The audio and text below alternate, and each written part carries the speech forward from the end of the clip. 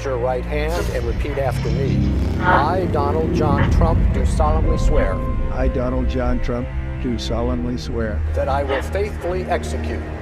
That I will faithfully execute. The office of President of the United States.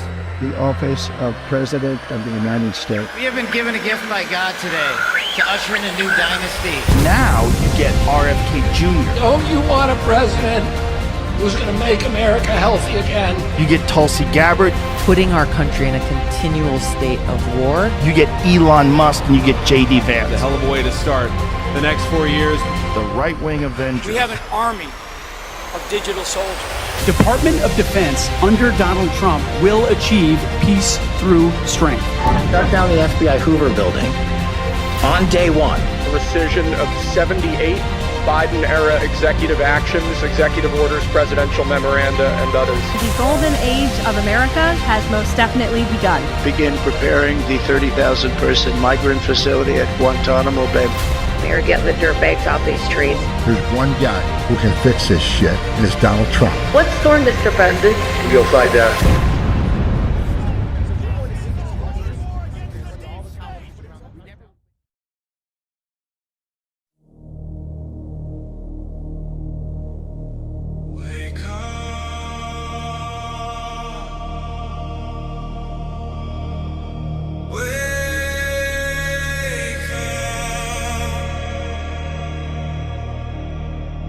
Wake up from the dream.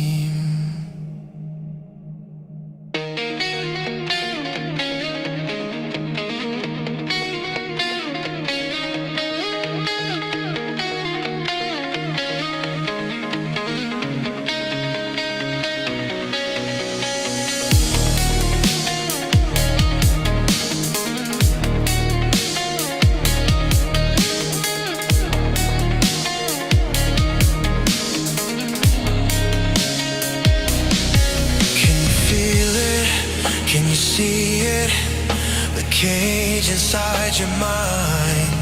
Can you hear it? Can you breathe it? The truth you left behind. Wake up, they got you sleeping. Wake up, the world is bleeding. Wake up, you're more than defeated. Wake up, the illusion's receding.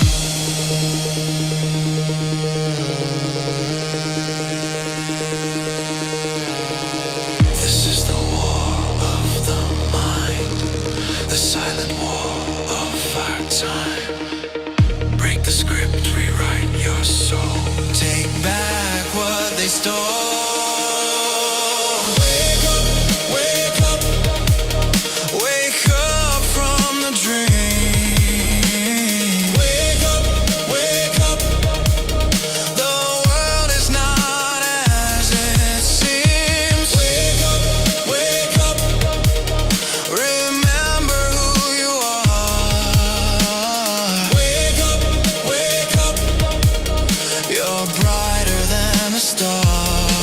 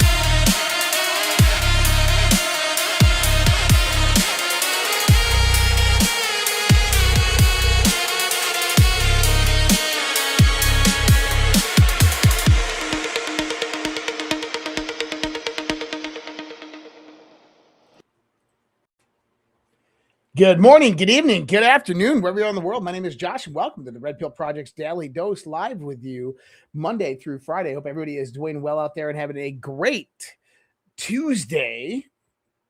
And we had a little trouble with Rumble. That was my fault.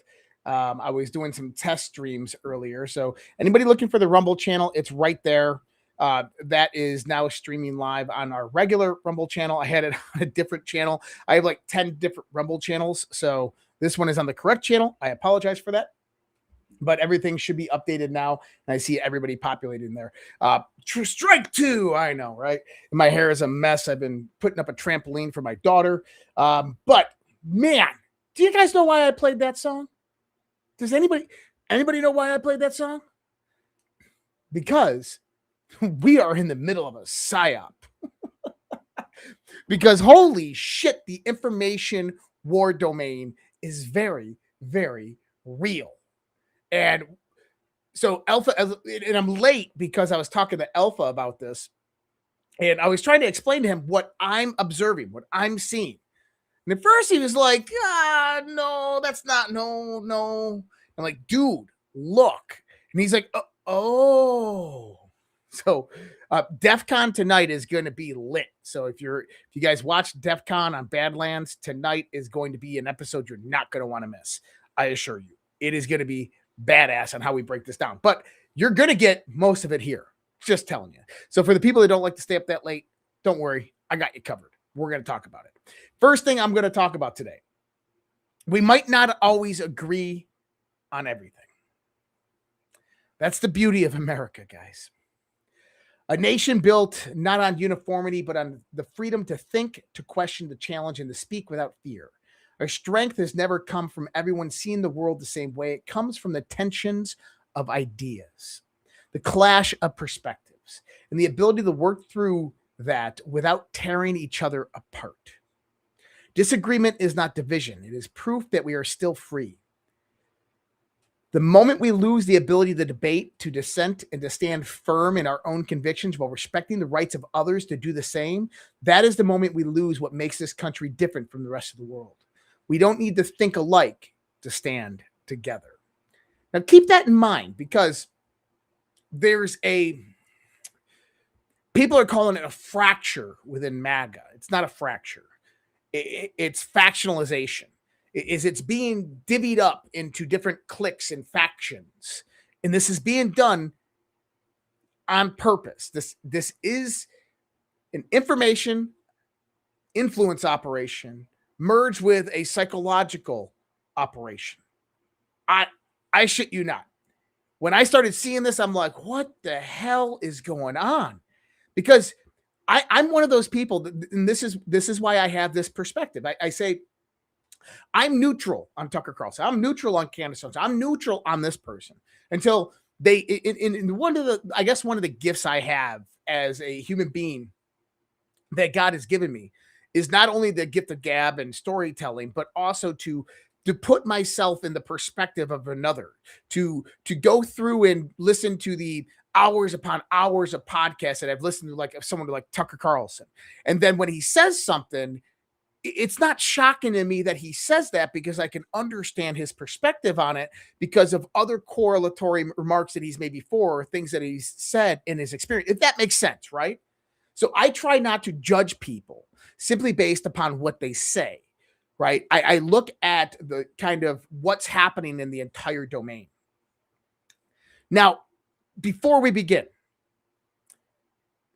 there's a post that I did a while back on Facebook, and this is going to be the heart of what we're going to talk about tonight on DEF CON 0.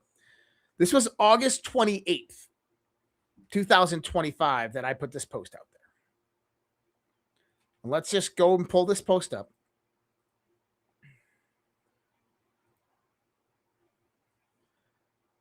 And this is called Alice in Wonderland psyop in your social feed. And we need a review of this. The big Odie. Yes, Rumble is fixed. I'm watching on Rumble right now. What you need to do is close out the app, go back in, go to my channel, and that video is playing. If you go to the, you know what? I know what is going on. People are using the link that I put out most likely, right? You're probably trying to click on the link that I put out, and I can update that link on the appropriate channels. Hold on. Let me do that real quick, people, and then we're going to get into this. My apologies. I had the wrong channel. No, that's the right link. Hold on. Let me see if this is working. Yeah, the link's working fine. I'm watching myself live. So just close out your app, go back in, or close out the browser window and go back in. It is absolutely working on the right channel right now. Okay, let's go back into this. The CIA's Alice in Wonderland technique was originally an interrogation method developed by Scientology founder L. Ron Hubbard. Well, not developed, but adopted by L. Ron Hubbard, and then used in the original MKUltra programs. The objective: overwhelm a subject with contradiction, chaos, and fear until reality collapses. In that confusion, the brain desperately grabs onto the first coherent narrative that is offered. That narrative then becomes a new truth. Now, imagine applying that to billions of people through their cell phones. How social media runs the technique. Algorithmic chaos. Your feed is flooded with conflicting information, outrage headlines, and contradictory narratives. Holy shit. Is that not what we are seeing right now? The goal isn't clarity, it's confusion. Disorientation makes people easier to program. 2, behavioral analytics. Every click, scroll, and pause is logged. AI models know exactly what content destabilizes you personally. The feed becomes a precision weapon delivering chaos until you're off balance. Then you have narrative injection. After the noise, a clean story, meme, or ideology is pushed. It feels like relief, so the brain rewires around it. Repetition and pure reinforcement lock it in. From chaos to weaponization. This isn't theoretical. It's already happening. And so this is MKUltra 2.0, except instead of LSD in a lab, it's TikTok, Discord, YouTube, and algorithmic nudging. This is how you build digital sleeper armies or an influence operation to constrict the narrative towards your own agenda. The bigger picture. Social media feeds are no longer passive entertainment. They are psychological battlefields. The Alice in Wonderland technique is real-time behavioral analytics and private group funneling, equaling a system that can create, control, and deploy programmable people without ever realizing it. This is where we are at today, people. And this is why the next few things that I'm going to talk about become so very important. Now, you've probably seen psyop this, psyop that, right? Here's one for you, 0 Hour 1. No one's falling for the game anymore. CPAC canceled by Trump. They pissed off the wrong one. And how about this? I know none of these people, and I have no opinion on any of the. I don't listen to Meg. I don't listen to Candace. I don't know Joe. I've heard a few things he said. I think he got tore up by Mark Levin. I don't even like Mark Levin. Ian, I think Ian is a psyop. And Tucker, I like Tucker. I think he does some good content, but some of his opinions are not in alignment with me. But they have a conforming message. And that message is interesting because although they come from different angles, that message begins to align with one structure in place. That structure, that message, is that Israel is occupying the United States of America. Okay? Now, not saying it's true, not saying it's not true. I'm just saying this is the alignment of a lot of their messaging, is that Israel is behind various different terrorist attacks. Israel's behind assassinations. Israel is the reason that we're in Iran, whatever it might be. Now, is it true? I'm not judging whether it's true or not. I'm simply looking at what we know, 40,000-foot view. But what I want to do here is I want to go to 0 Hour 1's page real quick. It says he's in Miami, Florida, and he's United States. Okay, so he's in the United States. Big account. Don't know much about the guy, okay? Huge account. But what did I say here? Here is a rarity on X, an influence op calling out a psyop. Holy shit. What have we come to as a society? An influence op calling out a psyop. If you read between the lines there, I am specifically pointing to two different separate operations that are ongoing, that are converging right now. Now, a little while ago today, some interesting things came out. I'm not going to go over Alexis Wilkins' whole post. I'll bring up MJ Truth here because he does a good summary analysis. He says, Kash Patel, the director of the FBI's girlfriend, Alexis Wilkins, insinuates General Flynn and his influencer network is orchestrating organized chaos to fracture MAGA. Her thread summarized, Alexis Wilkins claims she used XAPI data to document a persistent foreign-linked influence network running coordinated operations against Trump administration and Republican unity for 22 months. The network activates at every major MAGA fracture, 6 chapters, using same core accounts, rapid suspicion amplification, 3.1 plus million retweets engagements, 80% pure amplification, clusters of retweets 1 second apart, and bidirectional loops with Russian state media, RT, Alexander Dugin content, and even Iranian accounts. She claims General Flynn is positioned as the network's anchor, with Ivan Raiklin, former Green Beret board member of Flynn's nonprofit American Future, posted pre-Butler assassination attempt. Catholics for Catholics lists Flynn as the current senior advisor, coordinates events. Flynn appears on stage with Candace Owens immediately after key incidents. May 2024, pre-Butler, Raiklin directly tags Elon Musk and JD Vance, pushing Flynn as Trump's assassination proof. July 2025, she claims a coordinated effort to claim she was the Mossad honeypot agent as a massive inorganic campaign. September 2025, Charlie Kirk assassination. Owens immediately blames Israel and attacks Kirk's widow by name. Same accounts flood the narrative. March 2026, Joe Kent resigns, NCTC director. Within hours, days, Kent is announced as a Flynn-like Catholics for Catholics gala, interviewed by Tucker, then appears on stage with Flynn and Owens, simultaneously anti-enlistment message during active U.S. conflict. Goal, per Wilkins, not political day, but engineered permanent fracture. Demoralize soldiers, make Republicans believe the movement is over, portray government as unstable, and subvert Trump's agenda to help adversaries. She stresses this is all publicly verifiable X data. Says she will publish the full data set for every account and overlap, and ends stating, I am not saying I ran data. I am asking you to draw your own conclusions. MAGA's real problem, she concludes, is infiltration, not approval issue. Okay. Now, there's something very interesting here that you can draw conclusions from. So, MJ goes out there and puts Kash Patel 2024. General Flynn is an American patriot and hero. That's all you need to know. Kash Patel 2026. General Flynn's influencer network is trying to harm Trump and fracture MAGA. Or Trump's Kash Patel's girlfriend. So, who is General Flynn? How would you describe who is General Flynn? An American patriot. That's it. That's all you need to know. He's probably one of the best. And here's what everybody else doesn't know about him. General Flynn, like me, served Democrats and Republicans alike. It didn't matter. He wore the cloth of the nation because he's a hero. And that's it, all he is. And he was falsely portrayed to be a criminal. He's a true American hero. Okay. So that's Kash's take on General Flynn a few years ago. Alexis Wilkins is Kash Patel's girlfriend. She lives with Kash Patel. She used Grok, XAI, to go out there and analyze massive amounts of data. Most likely, I'm drawing speculation here, that she did this because people claim that she was an Israeli Mossad honeypot, right?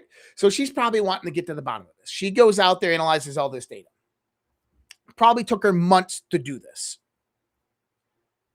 And then she releases it on social media.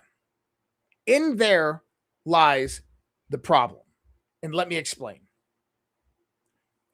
Over the last few months that she's been compiling this data, how much of this do you think that she shared with Kash Patel, the director of the FBI? Probably a bit of it. Probably all of it.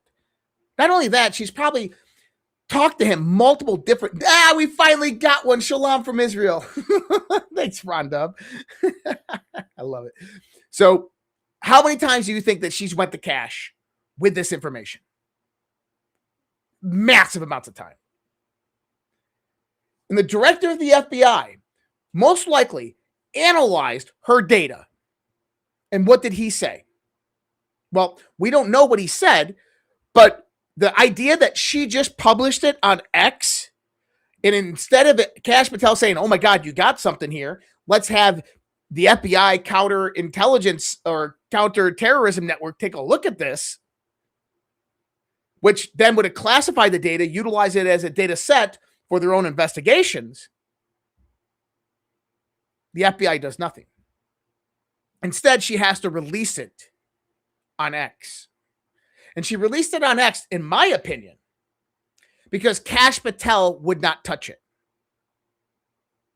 Because Kash Patel told her, you have nothing here, in a very, very nice and gentle boyfriend type of way.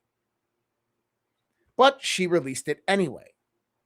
That's what happens when you get behind something and you study and you research it and you build it out and you can see the parallels and other people can't see what you're seeing, is you become passionate about it and you want to prove it, so you put it out there. Let's continue. Keep that in mind, because I want you to recognize that her boyfriend, the director of the FBI, did nothing with this information. He did not take this information and say, hold on, don't release this. We have to investigate this. He instead said, most likely, there's nothing here. In no sense would she release this information on behest of Kash Patel. That makes no sense. But then you say, well, but now you got Dan Bongino coming out against General Flynn. Yes, you do. But maybe someone should ask Dan Bongino why he really left the FBI. I'm not going to get into that. But it wasn't because, oh, my time was just up. Let's just say that he couldn't keep up. Now, yesterday, there was something very interesting happening on social media. A post from Breaking 911 went viral. And the quote, and multiple people, this is Mark Levin, Ted Cruz, Chris Cuomo, Steve Dess, everybody putting this out there.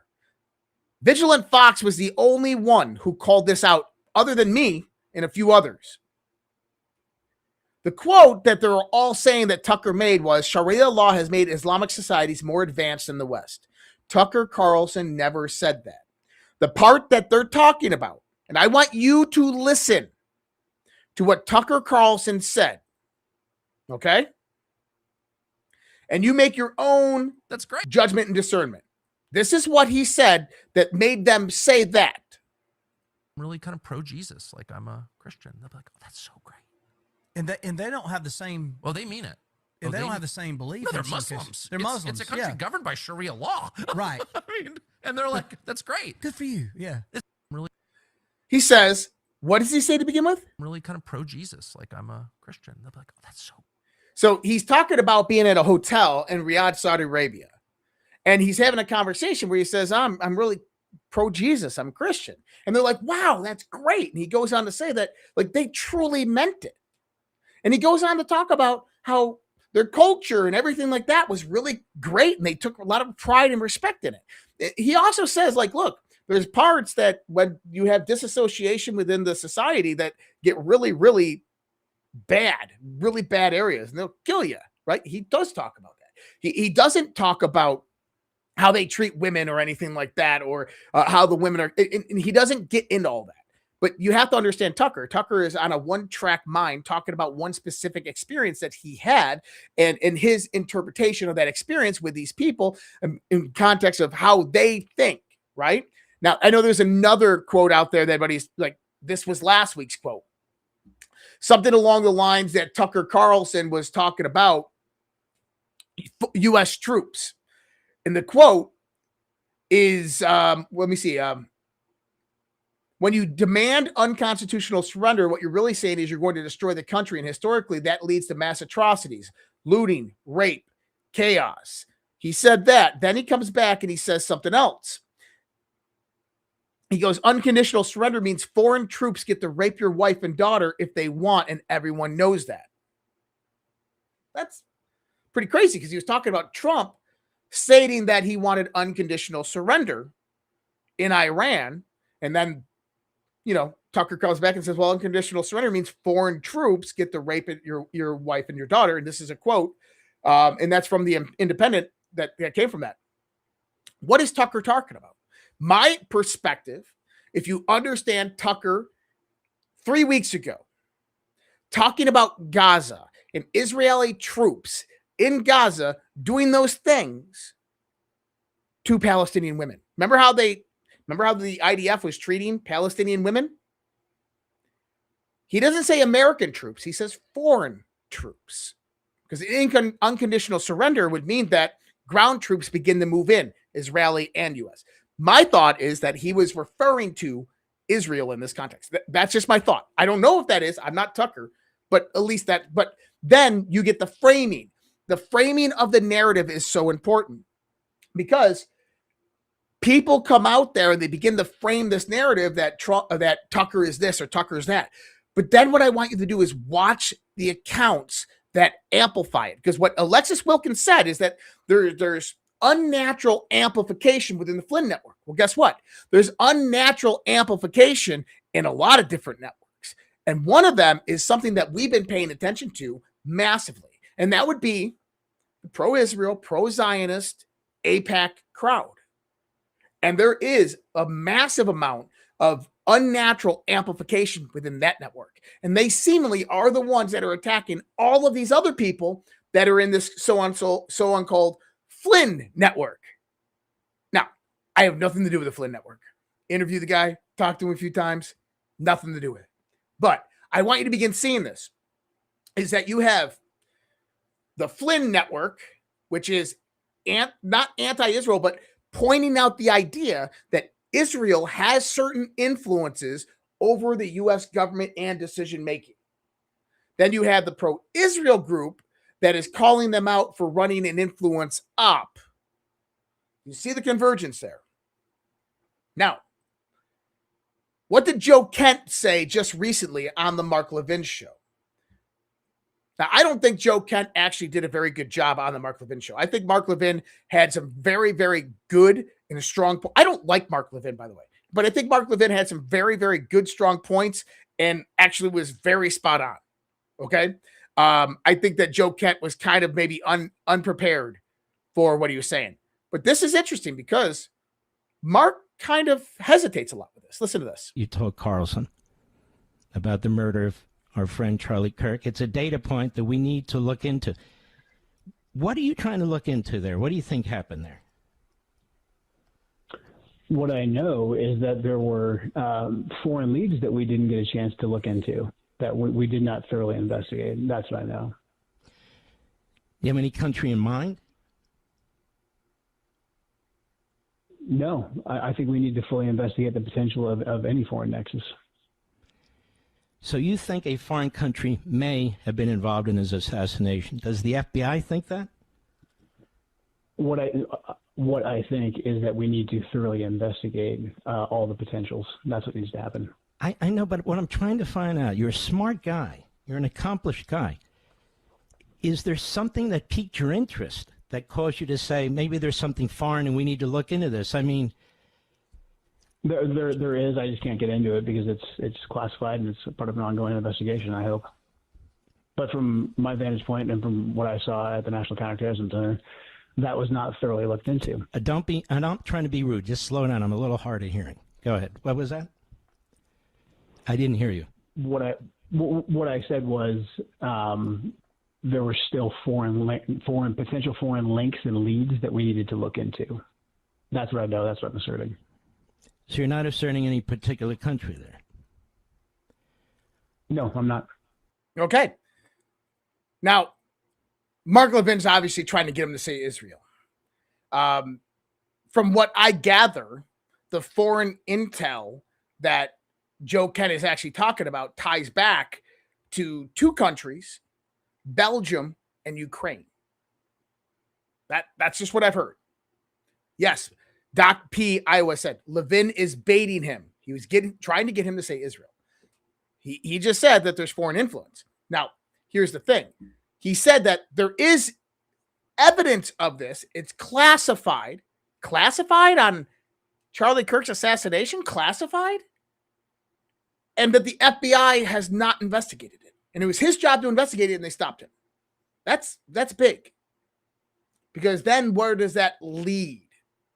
Now, that's an indication that, hey, something's array here with some foreign country that had influence in Charlie Kirk's assassination. Now, if you go to Candace Owens, she would say that that country is Israel. I don't know that. Just saying. That's what people are saying. So try to pull, see, the objective of looking at this information domain, this multi-domain battlefield, is to look at all the various different data points and start interconnecting them, start aligning them with relationship and see how they all fit together. And what I come up with is you get two different influence operations, or at least proclaimed influence operations. You get the quote unquote Flynn network, which I don't believe is actual real network. It's kind of just a group of people who think and believe with something, and they have information that they're sharing through research or maybe intel. And that is that the United States of America is occupied by a foreign allied country known as Israel that has way too much power over our politicians, A. And then you have a nation-state derived influence operation, and I do believe it's nation-state derived, by Israel. And I think that everybody kind of understands this, that Israel is absolutely running influence operations. $7,000 a post, all that stuff.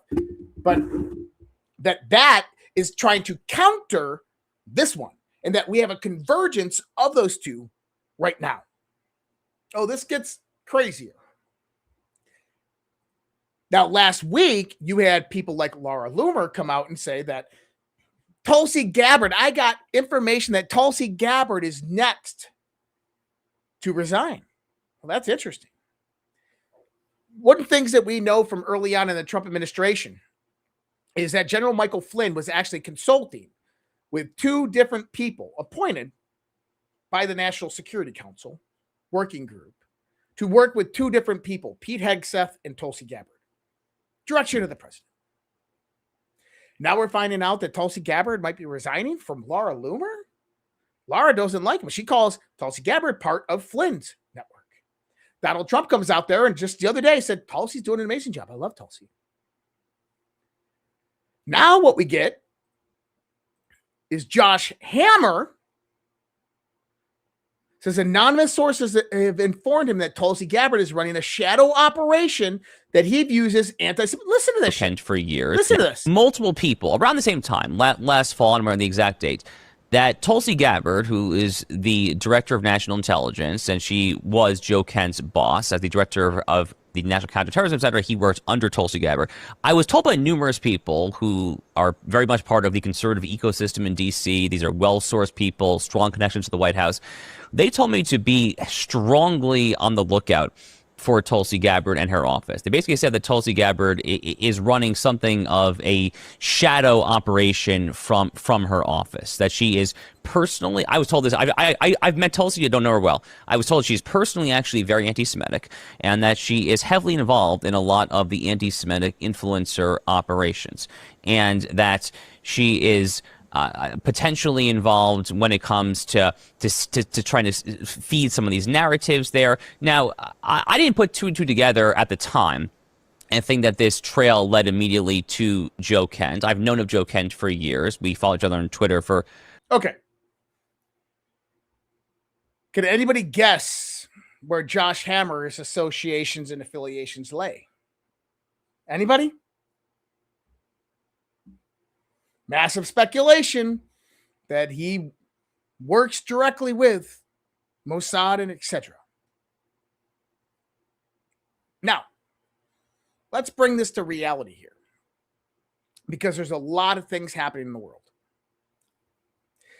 The way I'm seeing it is we have, number one, what I would consider is a nation-state intel agency running an influence op through social media influencers directly on X. And that country is Israel. I will name that. Not saying it's bad, not saying it's good, not saying that it's meant to hurt us or to do good for. I'm not saying any of that. I'm just saying is that it's becoming very, very obvious that that's the truth on that side. Their messaging is against another group that they say exists. That group is what they call the Flynn Network. And they're saying that the Flynn Network is running a counter-Trump operation, going against Trump, going against the people that he's endorsing, going against the GOP, going against the Republicans, going against the neocons, going against Lindsey Graham, going against Israel. Because when you package it all together, it's not that they're running an anti-Trump, right, campaign. If you listen to what General Flynn has been saying, he's producing consistent pressure on the government. That's not a bad thing. Listen, when Donald Trump comes out there and says that we need to, have transparency in our elections, and you have General Flynn coming out there tagging Donald Trump and saying we need to go out there and demand from our representatives, demand from President Trump that we need, security within our elections. It's not him going against President Trump. It might sound like that. That might maybe how it's construed. But what he's actually doing is he's relaying President Trump's intentionality to the American people to stand up and rise up to put the pressure on Congress and Senate. Why? Because the moment that the American people wake up, we take our power back. That's what this is all about. I mean, go back to 2016 Trump's acceptance speech. We are transferring the power from a corrupt bureaucracy back to the American people. But here's the problem. The American people weren't ready for that power of governance to come back into them. They weren't ready to stand up with their First Amendment and say, hey, no, you're not doing that. Hey, representative, no, I'm going to vote you out, and we're going to stand together and ensure that you do not get reelected if you make those decisions, because that's how a representative form of government operates. And so what General Flynn is doing is he's rallying people to apply pressure onto the Trump administration, onto the government. No, the people say, well, that's counterintuitive. Why would he want to apply pressure to the Trump administration? Because we finally have a government, a president in the White House, a Congress that's listening to us. That this is the perfect time to show everybody how government actually works. If we go out there and we put pressure on the White House, we put pressure on the DOJ, we put pressure on the House of Representatives and Senate, guess what? We get what the fuck we want. We get what we're fucking asking for. Prime example, Epstein files. Donald Trump consistently, no, not going to happen. I'm not in the Epstein files. Epstein was a loser. It was a Democrat psyop. Oh, there's nothing in the Epstein files, right? That's what he said consistently. And it continued. The pressure built. Flynn was said, no, President Trump, you need to release the Epstein files. President Trump, you need to release. And people began to jump up and say, hey, Democrats got on board, said, hey. And what happened? It came out. And people start resigning from jobs. People start getting arrested. People started getting implicated because of it. Why? Because you, the American people, we, the American people, put pressure on our government, in a government that we finally have back over control of. We have to relearn again what it means to be an American, what the First Amendment is actually about. That's what's going on there. But that other side of that influence op, they don't like that. Why don't they like that? Remember when I told you that there's a fourth branch of government? There's the lobby and there's the people.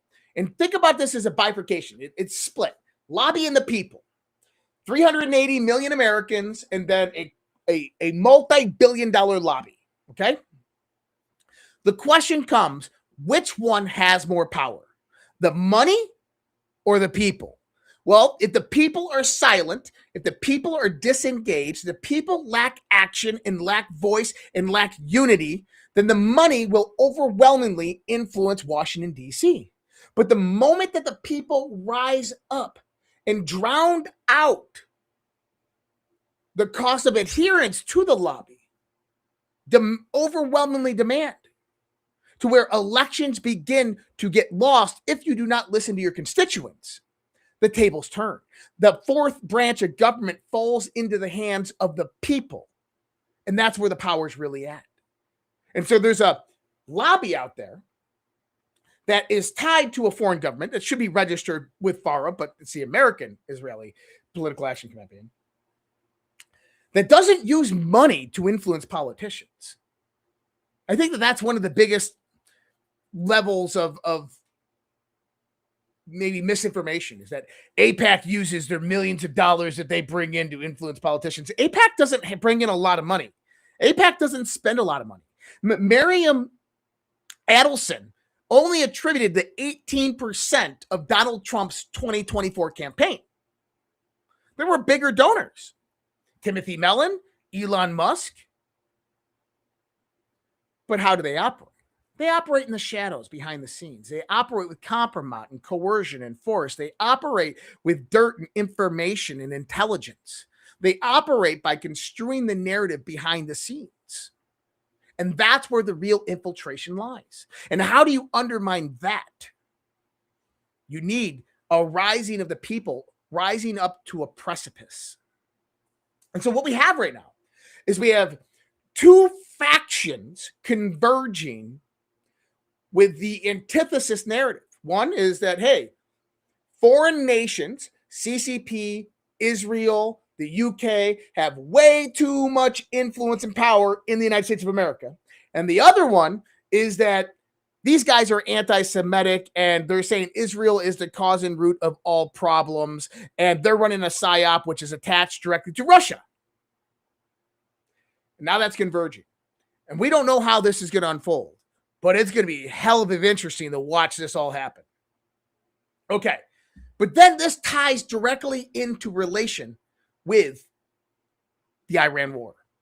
So we're going to transition right into the Iran war. I got to get into that here in a second. I got to go real quick. My scroller thing is not working, my mouse. Give me 1 second. I got to refresh the screen over here. We got to run a quick one for Rumble. And let me see here. Okay. What is that one? That's Rumble Wallet.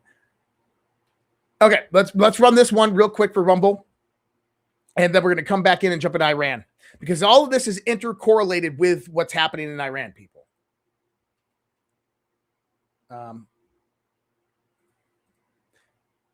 Failed to accept campaign. Okay, 1 second. I got to refresh this screen again.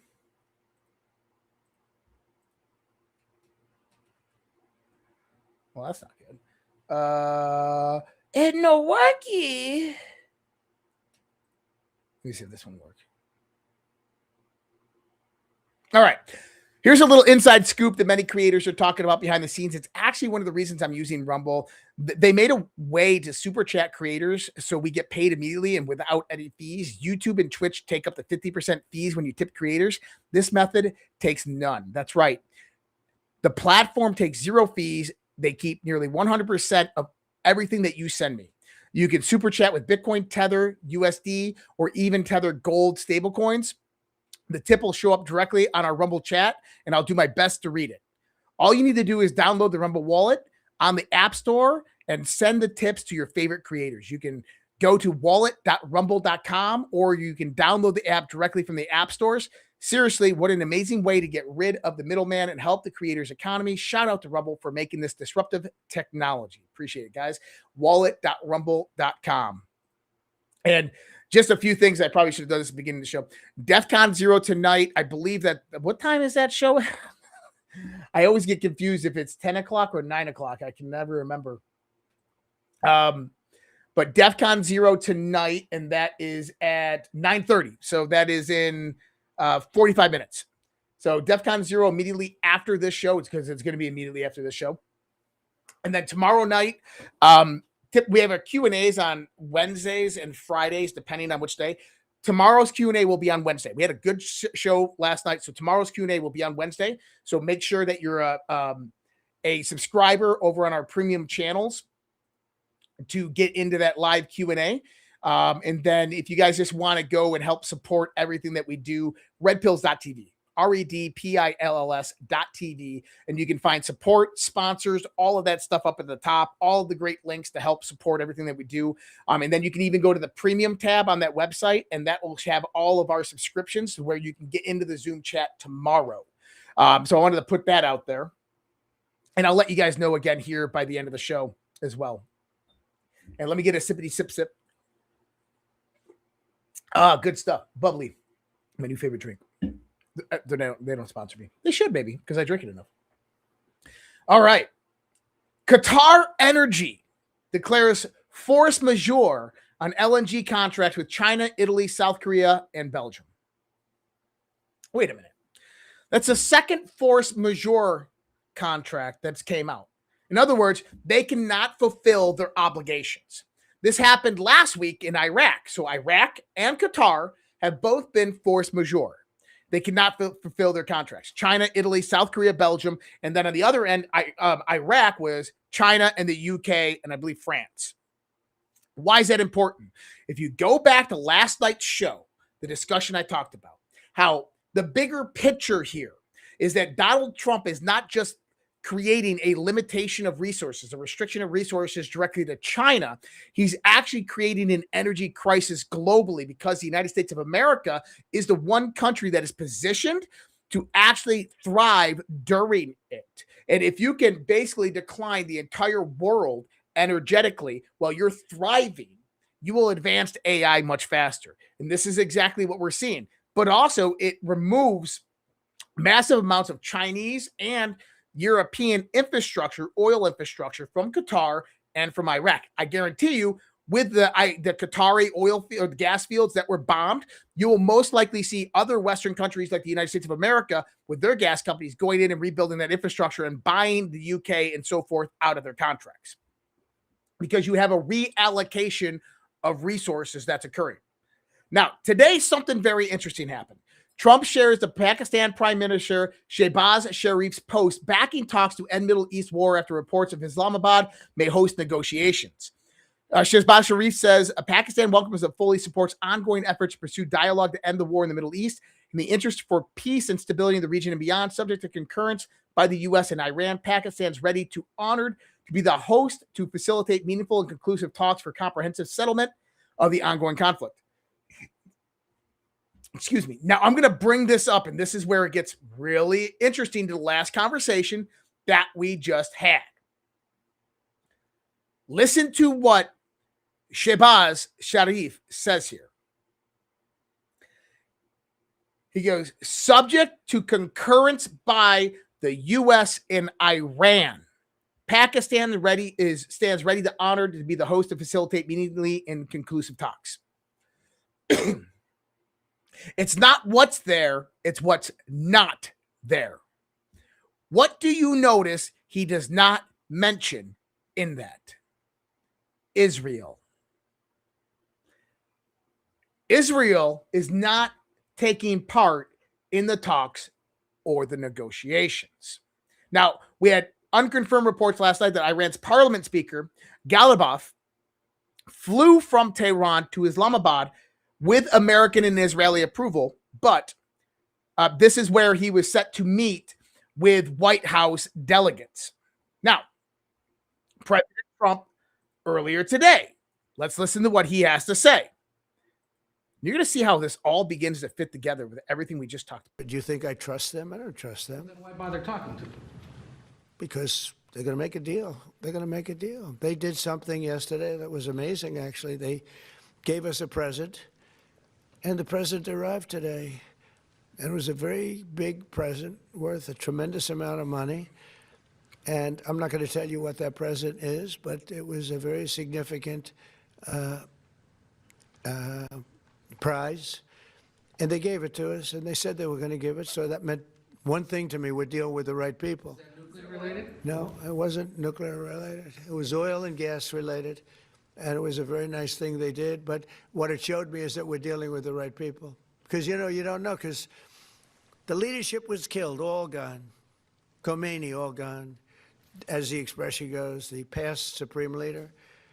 And then the new supreme leader was racked up, at a minimum racked up pretty good. And everyone else was gone. And then many of the people in the third tier are gone.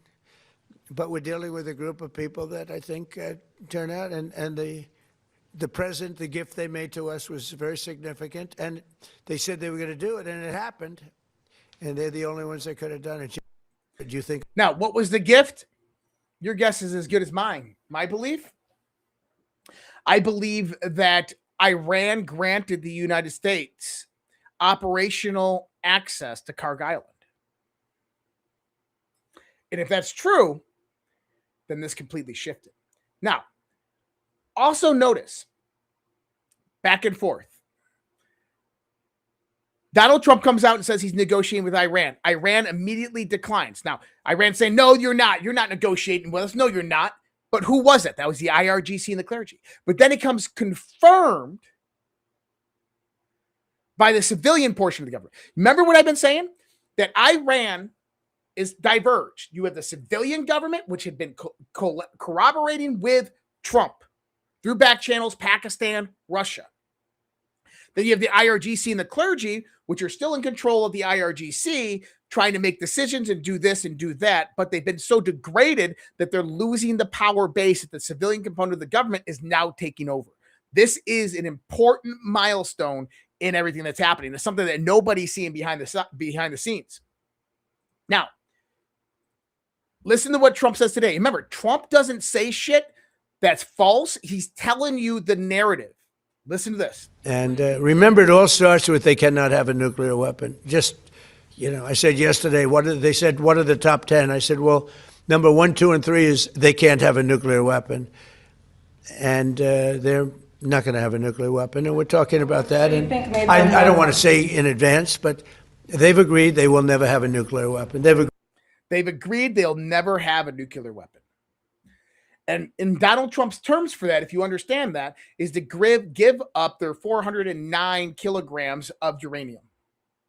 Now, do I think that the uranium was the present? I don't think it was the present. But I do believe that they are going to give up their uranium to the United States of America, or at the very minimum, and this is what I believe is going to be one of the negotiation points, is that the United States of America is going to bring new nuclear technology into Iran and help them monitor and operate their nuclear plants with micronuclear reactors within Iran.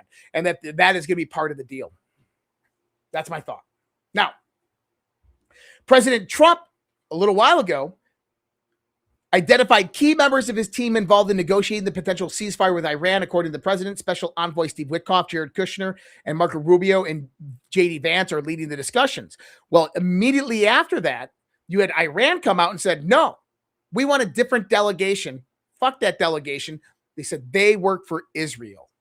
In other words, going back to Sharif's post, the reason why Israel is not on there is because Iran doesn't want to deal or negotiate with Israel. They want nothing to do with communications with Israel. Now, this is how the events went today, if you were paying attention. Trump was negotiating with Iran. Progress was being made. Then, someone bombed the Iran nuclear power plant, right? So what plant was that?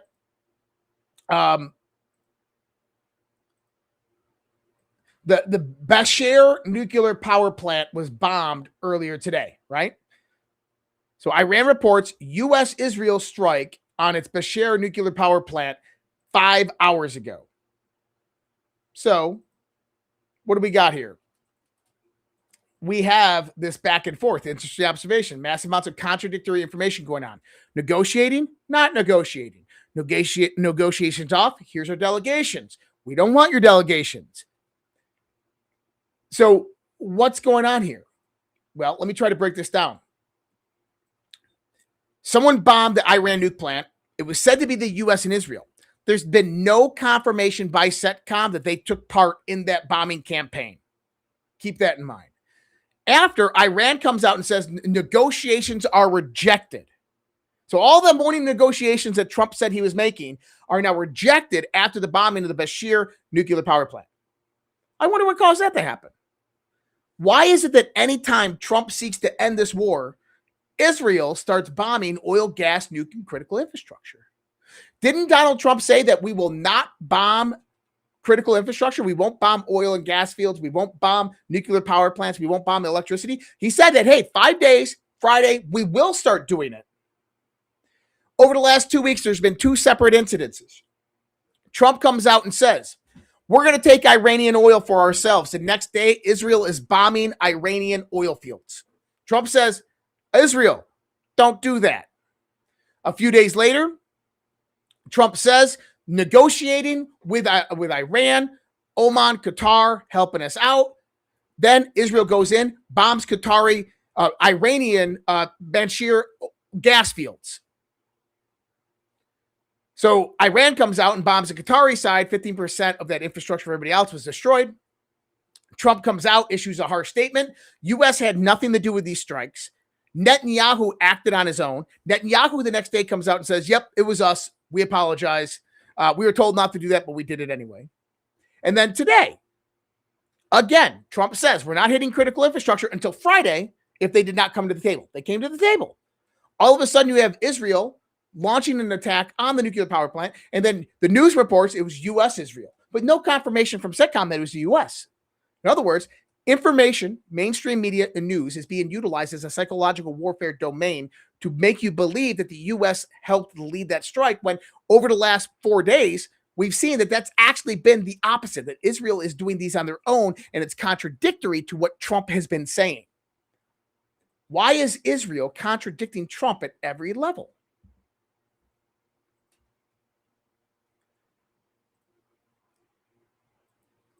So this might be a little out of order, but we'll go through it. Trump here. Have really regime change. You know, this is a change in the regime because the leaders are all very different than the ones that we started off with that created all those problems. So this was, I think we can say, Jason, this is regime change, right? Regime change. I mean, who predicted that? This guy years ago. Two governments operating in Iran right now, civilian, which Trump is communicating with, and the old regime, which is denying communications. And the IRGC clergy is losing power every day. Now, here's a very, very telling post. This came out from Netanyahu's office today. Netanyahu is reportedly concerned about the possibility that America is reaching a bad deal with Iran. So why is Israel trying to interfere with Donald Trump's negotiations? Because they don't believe that Donald Trump's going to get a good deal. They don't believe Iran. And so therefore they are trying to interrupt and disrupt all of those negotiations, right? Well, what happened the other day? You remember we talked about the missile heading towards Diego Garcia, right? Remember I laid it out and I said, hey, this makes no sense that this missile headed towards Diego Garcia would be Iran. No sense at all. But instead, this is a day ago, Iran has denied any missile attack on U.S.-UK base at Diego Garcia, calling the claim a classic Israeli false flag operation. Foreign Ministry spokesman Eshmiel Bagiassi said the accusations are part of a long pattern of disinformation and that the world is tired of these tired stories. Israel's military chief Ayel Zamir claimed Iran used a two-stage ICBM with a 4,000-kilometer range to target the base, but Tehran insists no such launch ever happened. Well, guess what? The United States of America would absolutely have that information. And they have came out and neither confirmed nor denied it. And that's where it's really interesting, because NATO came out and they said they don't believe the information that Israel is putting out there. Why? Because U.S. missile defense systems didn't record the initial launch. They only recorded mid-course, and that's how they were able to engage it.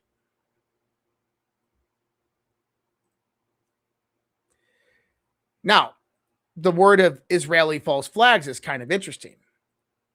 Could this be truthful? I don't know, possibly. But listen, 900,000 acres are burning in Nebraska, the largest wildfire in state history. Wildfires in Nebraska, 2 oil refineries in Texas. This is terrorism disguised as natural and accidental occurring events. Now, people are saying that this is Iranian-sponsored terrorism targeting our agriculture and targeting our oil infrastructure. And you have Amuse. Saudi X account posted a specific threat against Port Arthur Motiva refinery 1 hour before the nearby Valero explosion in the same city. He deleted the post and all 4,739 of his previous ones. And I reposted this. Now, Saudi connected account. Now, what they're trying to do is connect this to Iranian. Oh, this is the Iranian sleeper cells. I don't think it is. So let me ask you this. The Iranian sleeper cells in the United States of America, the majority of them were Hezbollah's Unit 910, which Todd Bensman testified in 2022 in Congress specifically about. Now, what do we know happened with Hezbollah? In 2023, Hezbollah was decapitated by Israel with a pager attack and everything that happened there, right? Their leadership was absolutely wiped off. Now, why would Israel want to wipe out Hezbollah's leadership? Well, to replace them with Mossad or Shin Bet, right? Put their own people in place. Why hasn't Hezbollah been active in engagement against Israel and supporting Iran in this whole war? Because they're not under the control of the IRGC. Now take that to the sleeper cells inside of our country, which are Hezbollah Unit 910. Who's their leadership? Not Iran. Keep that in mind for the next post that's coming up. Well, not the next post, the post after. So Israel realized the U.S. was not going to go into full-blown war, so they capitalized it by invading southern Lebanon. Why Lebanon? Theodore Herzl laid it out, the greater Israel. Southern Lebanon. Israel says it'll seize and occupy southern Lebanon up to the Tani River. Slowly taken land is what they do. But this is the post that I want you to be concerned about. Because remember, a Saudi Arabian account went out there and predicted a terrorist attack. And it happened. Lara Loomer.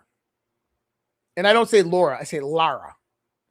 She says, soon there will be a massive Islamic terror attack in America, and the perpetrators will likely have financial ties to podcasters and those who are sowing discord for foreign nations in America. I predict there will be many casualties, and only then will it maybe set in that people have been cornered or conned into supporting a terrorist psyop to distract you from the threat of Islam while the enemy plotted to destroy our country from within with plotted conspiracy theories. It'll likely be 10 times worse than 9/11, and it's going to trace right back to the woke Reich in some way. I just have this sense. These are prophetic messages, not because Lara Loomer's a prophet or that she's spot on correct with her assessment, but because I believe that she's getting information from someone or some organization that told her to post that. Now, do you find it a coincidence that Lara Loomer posted this 12 hours ago and that Alexis Wilkins posted her post 6 hours later? So you have Lara Loomer saying Islamic terrorist attack in America that'll have financial ties to podcasters and those sowing discord for foreign nations in America. Then Alexis Williams goes out there, and what does she do? She makes the connection to a network of influencers directed towards a foreign adversary. See how that works? That's Alice in Wonderland technique. That's the psyop. This is constructive narrative in real time. Now, do I believe there's going to be a terror attack in the United States of America? After what I'm witnessing, I fucking think there's going to be. I sure hope not, but I think there's going to be. And I'll tell you right now, it's not going to be Qatar. It's not going to be Russia. It's not going to be Iran. It's not going to be Saudi Arabia. But can you pick who it might be? Because all the indications from this constructive narrative, from this influence operation that are going on right now, point directly to who it is. The same fucking people that are undermining Trump's decision-making and objectives in Iran at every damn chance they get. Because they want a broader regional war. And how do you create a broader regional war? You have to bring about the war to the American people. You have to bring about a terrorist attack on American soil. And then when you blame it on Qatar, you blame it on Saudi Arabia, you blame it on Iran, then you can have ground troops start invading. Then Israel finally gets its war. I don't want to be right on this. I don't want to finger point. I don't want to blame Israel or this or that. I don't even know. I'm just telling you what I'm observing, what I'm seeing in the information construct, okay? This is how I'm observing. I know things that these people are contradicting and saying is false, which I know are true. So when we start to look at all of this, I have literally fucking maps of this shit, guys. And I map these all out. And when you start to map this all out, what you begin to see is that there's an active influence operation that is very, very pro-Zionist, pro-Israel, pro-Iran war, escalating a whole holy war against Islam. On the other hand, there's de-escalation, there's utilize your voice. It's put pressure on the Trump administration and the government because that's our right and duty as American citizens, and that Israel occupies our government and has massive influence. That's what's going on. And then in the constructive narrative around that, there's warnings. Bibi Netanyahu coming out and saying, well, Iranian missiles can reach European cities. They're going to nuke New York and Mar-a-Lago. Why would he say that? He's not talking about Iran. Iran doesn't have that capability. Now, I'm not saying that Israel's guilty here. I'm saying, and if Israel's listening, okay, I'm not saying Israel, Netanyahu, Mossad, Shin Bet is guilty. I'm not saying that they are doing this. I'm saying that my analysis is pointing that they are. Does that make sense? So if they're not, then they might want to use their resources to go out there and start to quell this shit because someone is acting like them that is perpetuating this shit. Does that make sense? I'm not anti-Israel. I'm not anti-Jew, not anti-Semitic, but I'm telling you what I'm observing. And if Israel is not doing this and someone else is influencing all of these social influencers that have ties to that, they better wake up and do something about it. Now,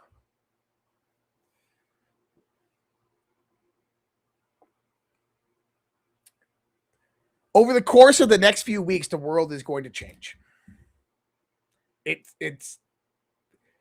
I'm trying to look at this from a very, very neutral perspective of what I'm observing. Psychological war, influence operations, actual kinetic war, the expansion of kinetic war, the targeting of nuclear arsenals. One second. Targeting of nuclear arsenals and nuclear facilities. This isn't right. Something is wrong with this situation. And what's wrong with it is potentially what that one side is actually calling out. Now, do I believe that Trump was influenced in the Iran war by Israel? I don't. I honestly don't think that Israel went out there and influenced Donald Trump. And by the way, Patrick Byrne did come out and say true. But I don't think Patrick Byrne really understood or read the damn post. Because he's kind of, I don't know.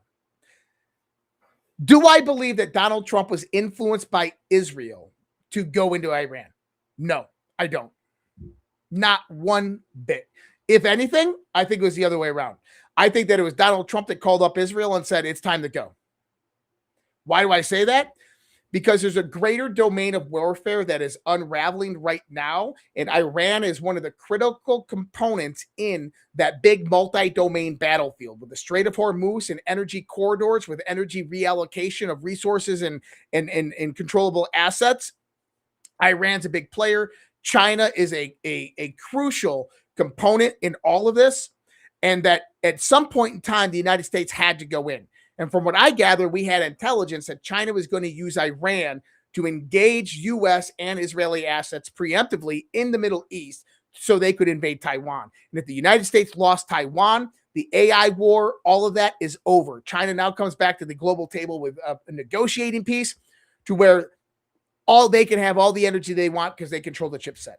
So this is why this is so critically important. I don't believe that Israel influenced Donald Trump's decisions, Pete Hegseth's decisions, or Dan Cade's decisions. I believe they came to this whole conclusion on themselves. But I do think that the people on this side, the ones running the influence op that that Israel has too much influence inside the United States of America, I think that they're running with that and that they are trying to influence that specifically to bring attention to something that is very real. And that is the Mossad Israel influence over politicians, Lindsey Graham, Ted Cruz, over podcasters, Mark Levin, Glenn Beck, over Susie Wiles, over Pam Bondi, over potentially even influence into Donald Trump. That's what they're trying to do. So this is a very complex fucking situation here. And I'm trying to do my best to navigate it. And I know you guys are as well. But man, what an interesting time to be alive. I'm going to go ahead and read this, and I'll give you guys my final thoughts here in a second. And I got to put these guys out here. I love these guys. All right, parents, real talk for a second. America's about to hit a huge milestone. We're coming up on America's 250th birthday, 250 years of freedom, grit, sacrifice, and the greatest experiment in self-government the world has ever seen. This is the perfect moment to help your kids understand why this country matters, not just fireworks and hot dogs, but the story behind it all. There's a free guide called The Kid's Guide to America's 250th Birthday, and it's honestly a great way to introduce kids to how America began, who the founding fathers were, what they risked, and why their ideas they fought for still matter today. This guide sends kids back to the moment when the brave men signed the Declaration of Independence, knowing full well they were risking their lives for freedom. It breaks it all down in a way kids can actually understand and enjoy without watering it down or turning it into boring schoolwork. If you care about raising kids who know where this country came from and why it's worth preserving, this is something you'll want to grab. And the best part, it's completely free with this special offer. You just need to pay the $2 for shipping and processing. Just head to freeusabirthday.com. That's freeusabirthday.com. And the Kid's Guide to America's 250th Birthday is yours for your kids today. America's story matters. Make sure the next generation knows it. I think that was record timing that we got that done in. Okay. DEF CON right after this. I'll be heading there in just a minute. Tomorrow, Zoom call, so make sure you're a premium subscriber. If you want to help support us in all that we do, the best way, redpills.tv, going over to redpills.tv, going to premium. You can see all of our premium subscriptions. And if you're on YouTube, Rumble, Locals, Substack, you can get your premium subscriptions right there. Also, Social Red Pill. You can go on the redpills.tv. There's support tab where you can find crypto wallets, but at the bottom is our Give, Send, Go campaign. Our Give, Send, Go campaign is one way to help support everything that we do here, that I'm doing here, and to keep the lights on and keep us going. I do this full time, guys. So any and all support that you give me, definitely helps, and it's much appreciated. But that's give.redpills.tv, give.redpills.tv. And then don't forget about Lifewave. If you haven't not got with the Lifewave, that's visit redpills.tv/sponsor page, or just go directly to Lifewave at life.redpills.tv. So I appreciate you guys. Final thoughts. We're in the midst of a psyop, a massive psychological operation, and that this is to the point where we are about to see the conclusion. Now, here's the key to this. I believe what we are watching is Save Israel for Last. That's my thought. Of whatever that component is, I believe that's what we're watching. So, much love, respect, God bless, take care, have a great night. Badlands Media DEF CON 0 will be on. It'll probably be on the big screen on Rumble, so if you don't know where the channel is, just watch the big screen. We're usually up there on Tuesday nights because it's the #1 show on Tuesday nights. So, much love, respect, God bless, take care, have a great night. We'll see you next time.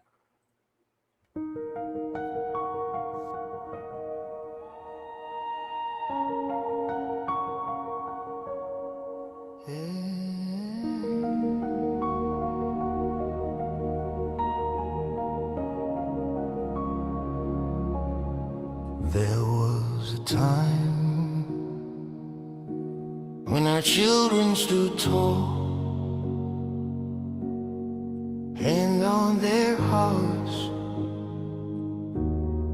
one voice for all. There was a time when honor had weight, when the flag was a symbol, not a debate. There was a time when our history was known, with pride in the rules that made us our own. There was a time, respect for the brave, for those who bled, for the lives they gave. Now the homeland burns in silent war. Truth is twisted, we can't ignore. Voice still calls, we the people will not fall. There was a time, but the time isn't near. The great awakening is here. Dark to light, veil under, patriots rise.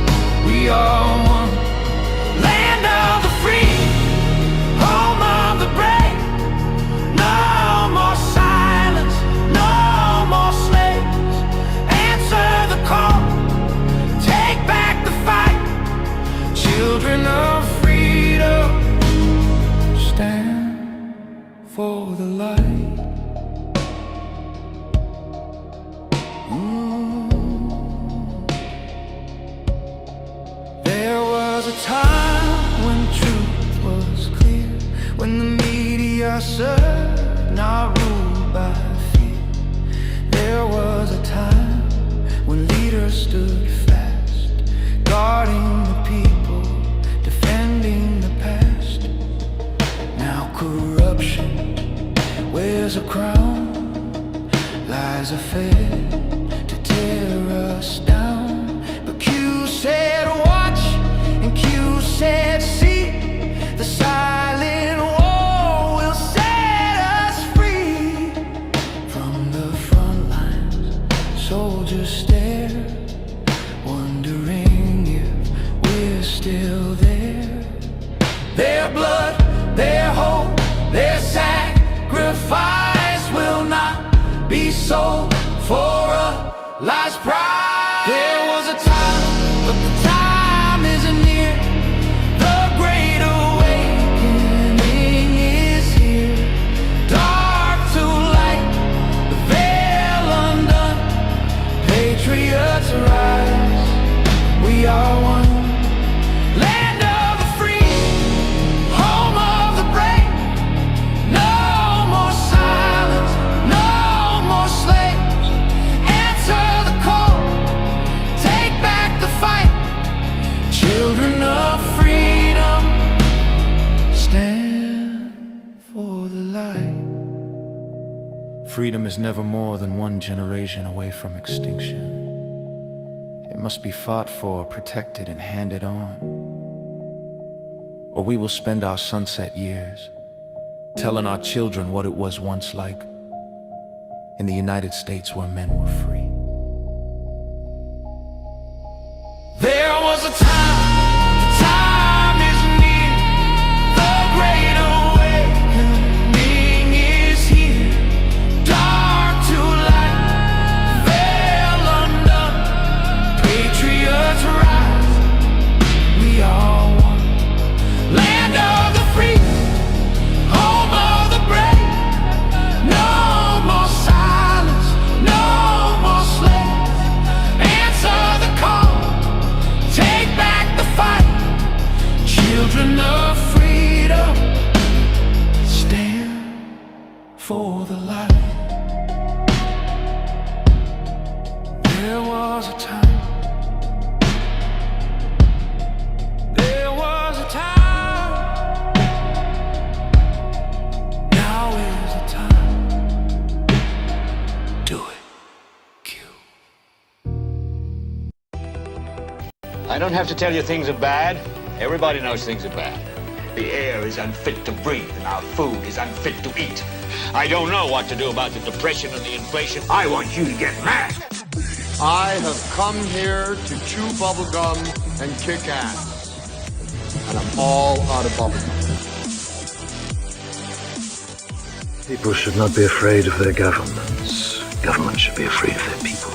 The more you fuck around, the more you're going to find out. These people are still a part of that system, and that makes them our enemy. We accept the reality of the world with which we're presented. It's as simple as that. I want you to get up right now and go to the window, open it, and stick your head out and yell, I'm as mad as hell, and I'm not going to take this anymore!